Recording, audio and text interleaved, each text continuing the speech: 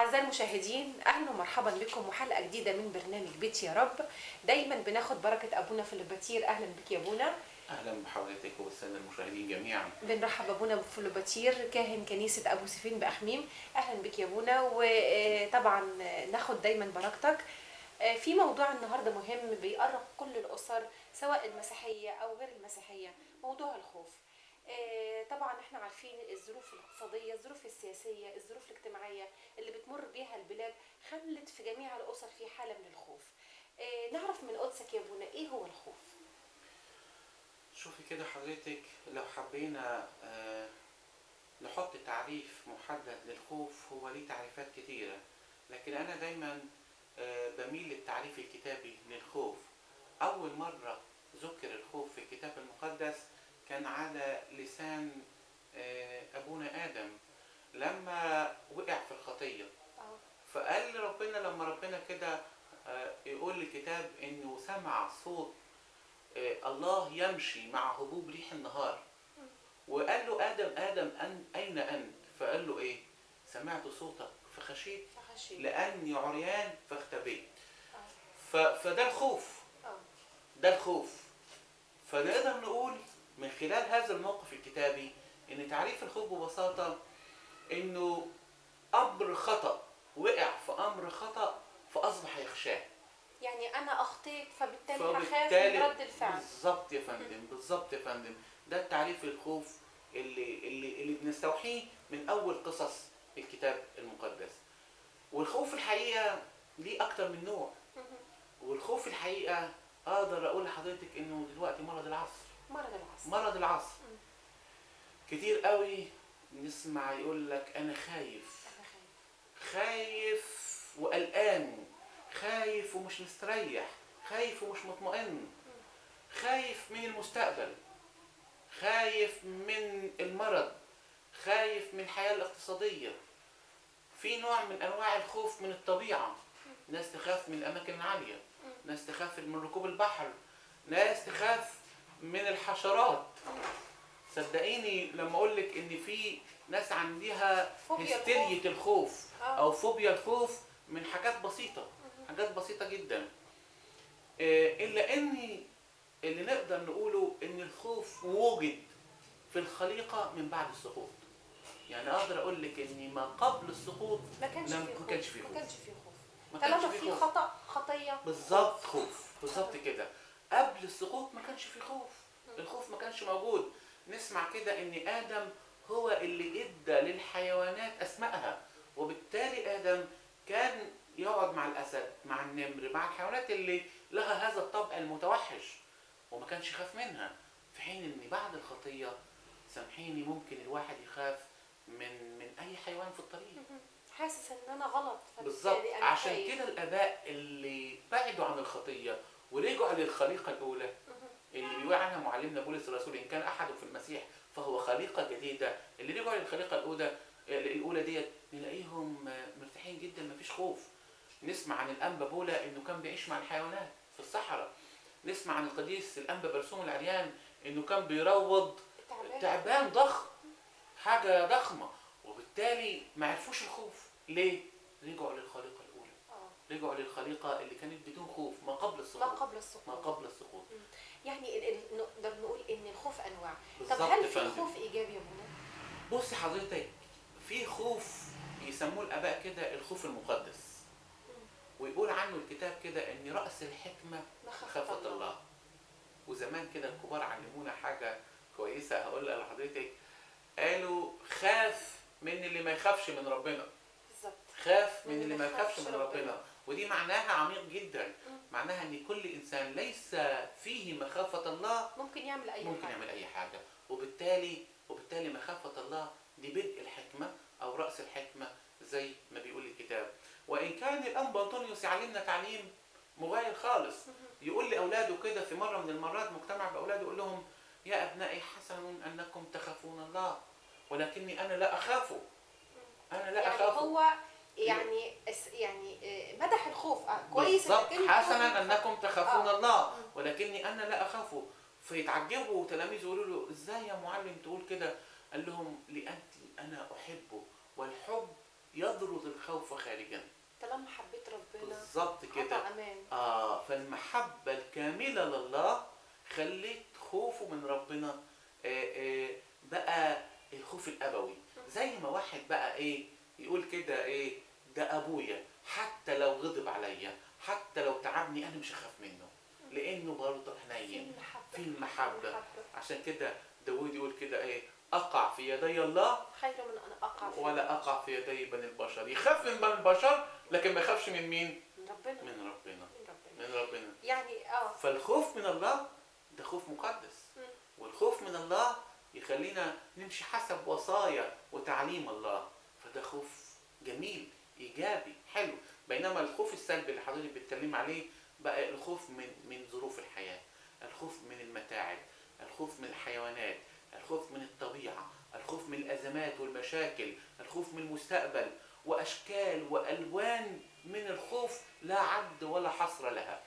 ويبدأ الشيطان يصنفها وينوعها ويمسك النفس الخوافة كده ويلعب عليها. ويلعب عليها ويبدأ. وتلاحظي حاجة مهمة قوي، تلاحظي ان اللي عندهم خوف ربنا، اللي عنده الخوف المقدس، ما عندوش الخوف السلبي. اللي يخاف من ربنا ما يخافش من حاجة تانية. حولنا الخوف لمخافة. بالظبط بالظبط، برافو عليكي. لكن اللي ما عندوش مخافة ربنا يقدر بقى يخاف من الطبيعة، ويخاف من القانون لأنه خارج على القانون، ويخاف من الحيوانات لأنه في الخطية، فالحيوانات هتغضب عليه، الخليقة كلها هتغضب عليه. يخاف من البحر، يبقى عنده أشكال وألوان. أشكال وألوان من الخوف. ودي أنواع الخوف اللي المفروض الإنسان المسيحي ما يخافش منها. أنا أتذكر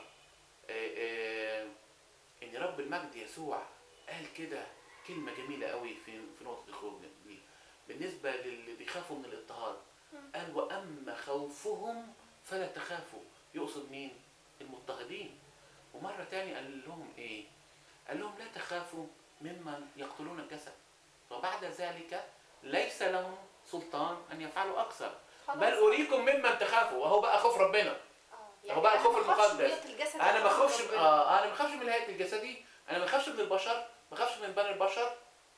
يقول كده ان بني البشر دول زائلون، وبالتالي ما اخافش منهم.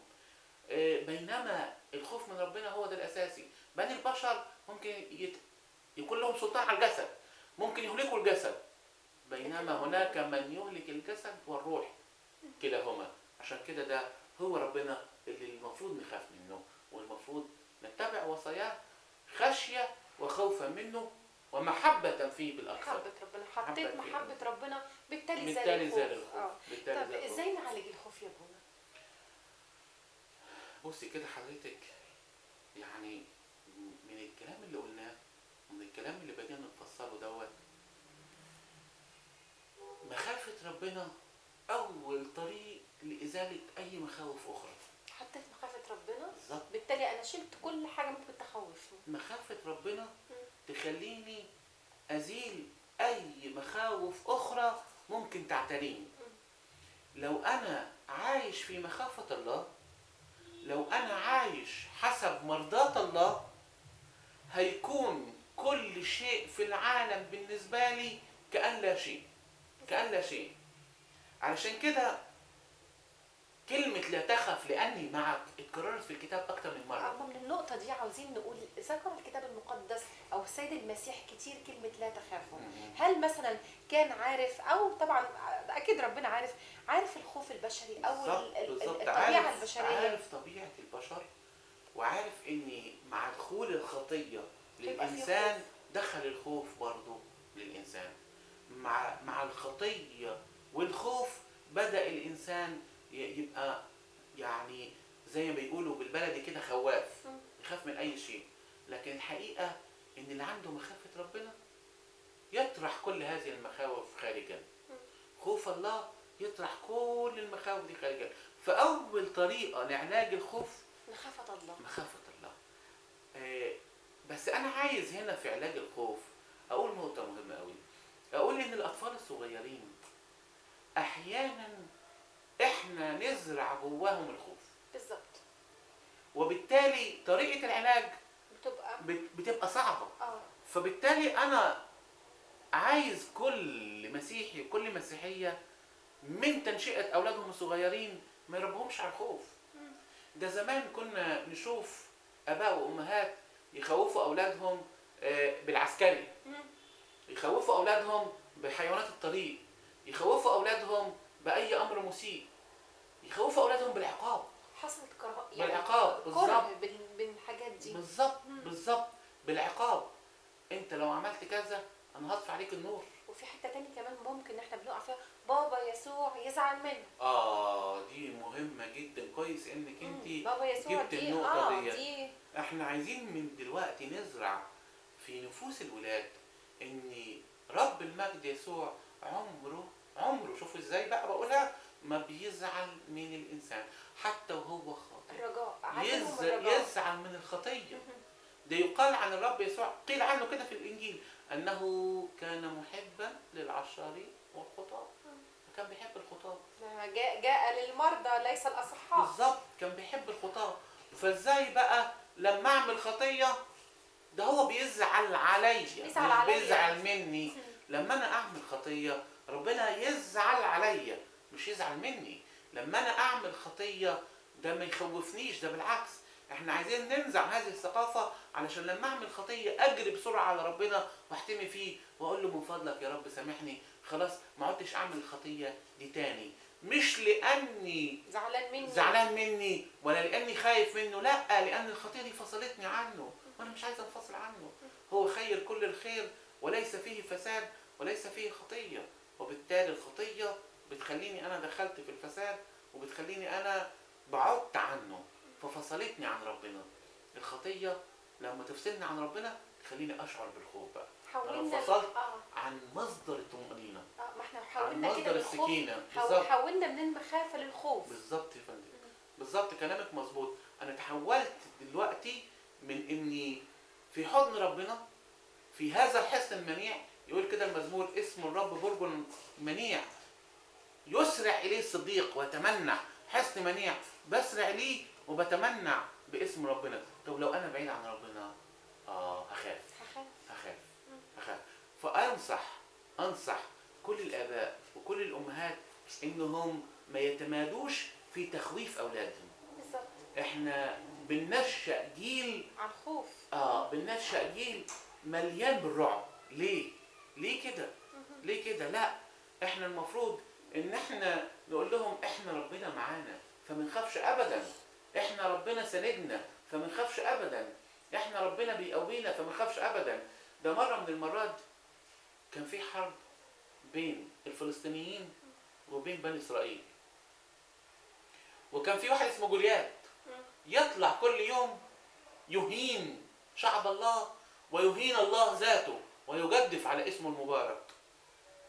فكل الجيش خايف لان بيقولوا جوليات ده كان حاجه بقى ايه، يقول لك ان كان الرمح بتاعه اطول من نول النساجين، والنول ده كان حاجه عظيمه جدا وطويله جدا، وبالتالي كان كله مرعوب.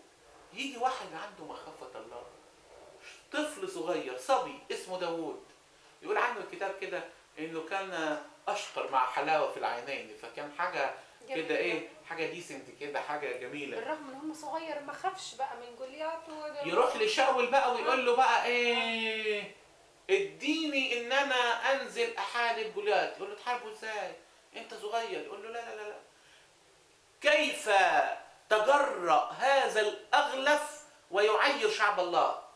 شوف بقى شوفي بقى الجرأة، شوفي عدم الخوف بقى. وينزل داوود لجوليات ويقول له ايه، يقول له يحبسك الرب اليوم في يدي. يدك قد ايه؟ يدك ده انت صبي، ده انت كلك ما توصلش ركبة جوليات يا داوود، لكن تقول له يحبسك الرب اليوم في يدي، ويقول له انت تأتيني بسيف ورمح وانا اتيك باسم ايه؟ اسم رب الجنود. هنا بقى اسم ربنا اللي دايما نقوله علشان ينزع مننا الخوف. داوود تسلح بهذا الاسم المبارك. عشان كده داوود كان رايح بايه؟ رايح ب5 حصوات. وقوة سلام وطمأنينة. ومع اول حصوة تيجي في راس جوليات وينتصر داوود على مين؟ على جوليات الجبار. فين الخوف؟ مفيش خوف. مفيش خوف. هنا بقى عدم المخافه اللي عايزين نربيها جوه نفوس اولادنا. ما بصش لصغر جسمه ولا حجمه ولا امكانيات ولا اي حد، راح بسلام ربنا. بالظبط. بالظبط كده. وانتصر على مخاوفه، وانتصر على مخاوف كل شعب بني اسرائيل، وكل الجيش اللي واقف خايف ومرعوب ومنتظر ان جوليات ده يفتك بداوود ويمصمصه زي ما بيقولوا. ده ولا ايه هيجي حاجه فيه ولا حاجه. بالظبط كده. لكن لعدم مخافه داوود، لانه بيخاف الله، قدر يعمل ايه؟ قدر يهزم جوليات. وانتشرت المقوله اللي كان كل بنات اسرائيل يقولوها: قتل شاول الالوف واما داوود ربواته. ربوات. هي عشرات الالوف. وبالتالي الخوف اللي منزوع من نفسيه داوود قدر يظهر في هذه المواقف. علشان كده من فضلكم علموا ولادكم في الضلمه، في الضيقه، في المشكله، في اي ضغوط يتعرض اليها في حياته، اسم ربنا. انه يحافظ على اسم ربنا دايما في لسانه. اسم الرب حصن منيع يلجئ اليه الصديق ويتمنع. الصديق لما يقول اسم ربنا ايه؟ احنا لسه كنا بنتكلم عن الاباء اللي روضوا الوحوش. كانوا بيروضوها ازاي؟ بعلامه الصليب وباسم ربنا. القديس الانبا برسوم العريان روض التعبان ازاي؟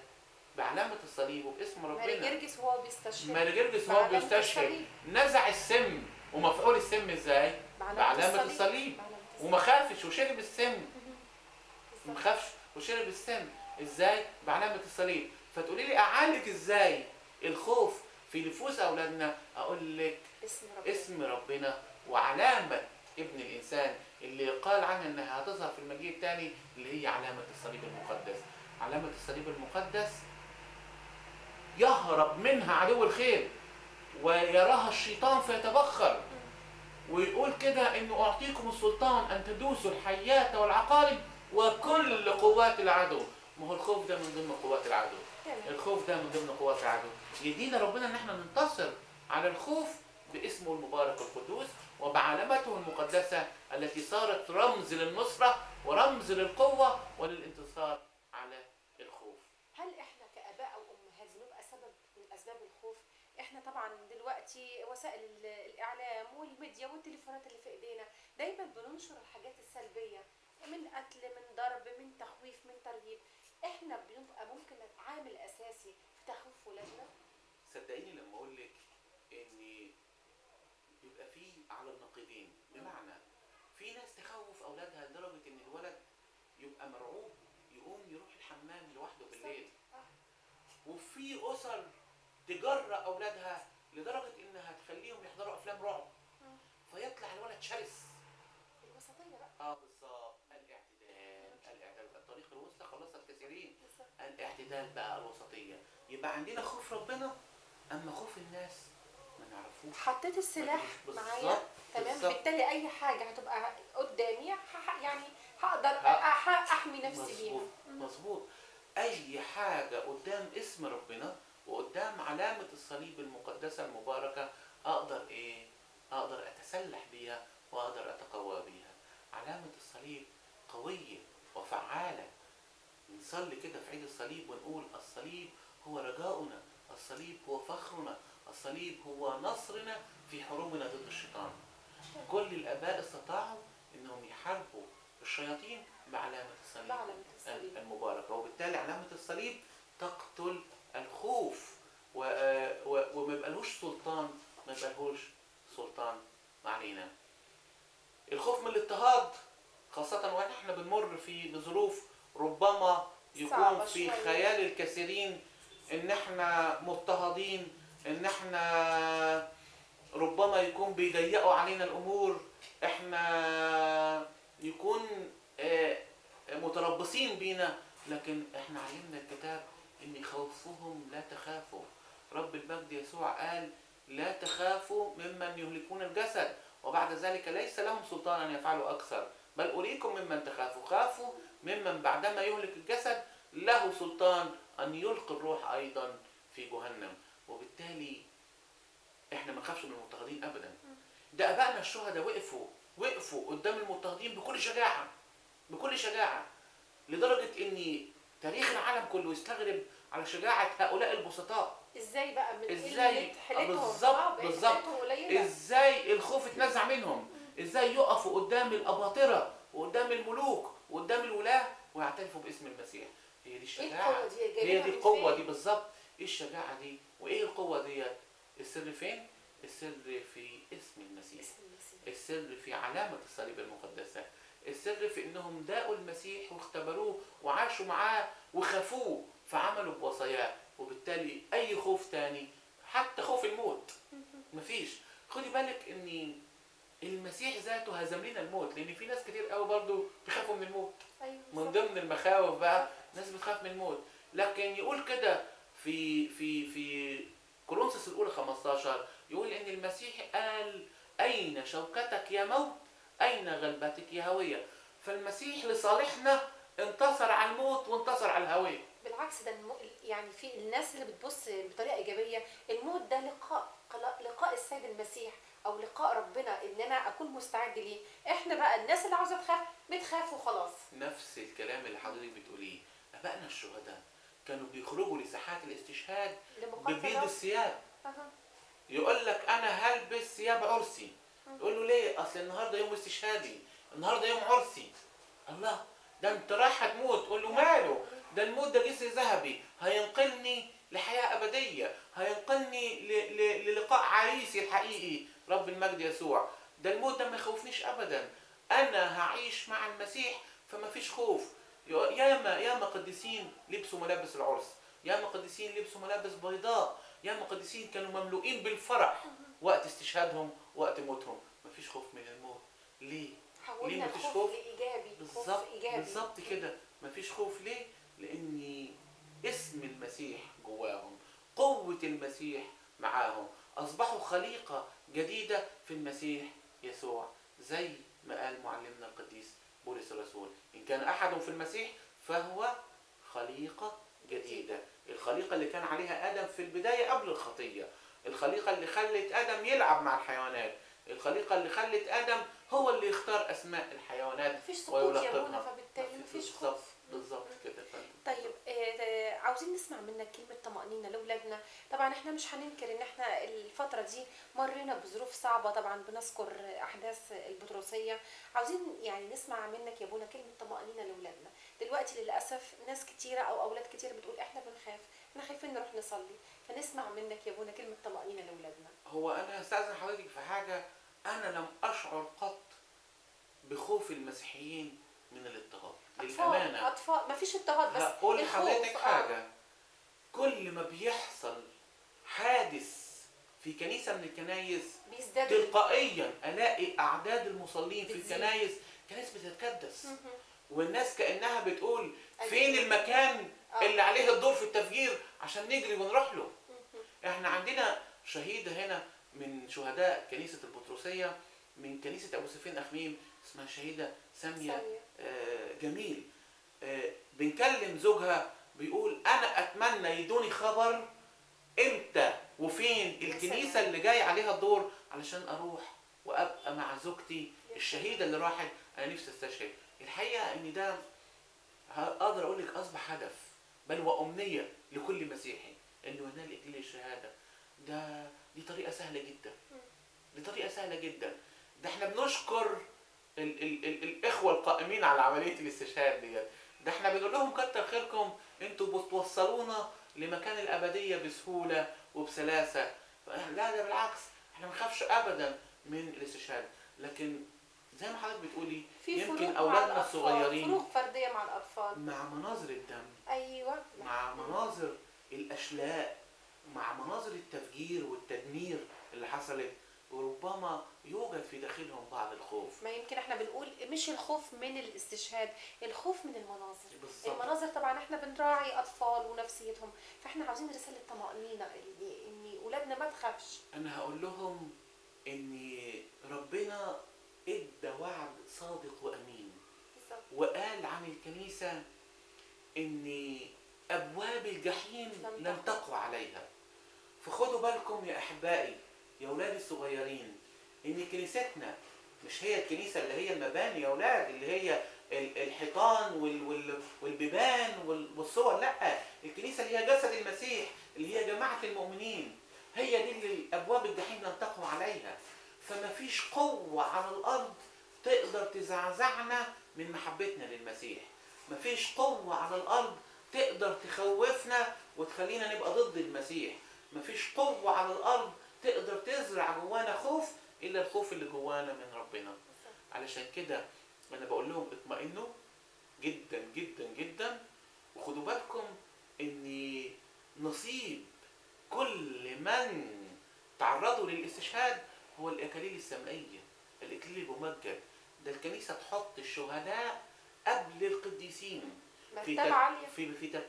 في ترتيب الطقسي للشهداء. نحط الشهداء مباشرة ما بعد العذراء والملائكة ويوحنا المعمدان والآباء الرسل، يجي بعدهم على طول الشهداء. فمرتبتهم مرتبة عالية جدا وغلاوتهم كبيرة قوي قوي في قلب الله وفي الكنيسة اللي هي الكنيسة المجاهدة. وكل واحد فينا بيتعرض للاستشهاد بينتقل مباشرة من الكنيسة اللي على الأرض، الكنيسة المجاهدة، إلى الكنيسة المنتظرة اللي في السماء. اطمئنوا، ما تخافوش، احنا لينا إله قوي يدافع عننا، ولما بيسمح إن احنا نسافر له بمنتهى الحنان وبحنية قلبه القوية العظيمة. احنا لينا إله وعدنا إن أبواب الجحيم لن تقوى عليها.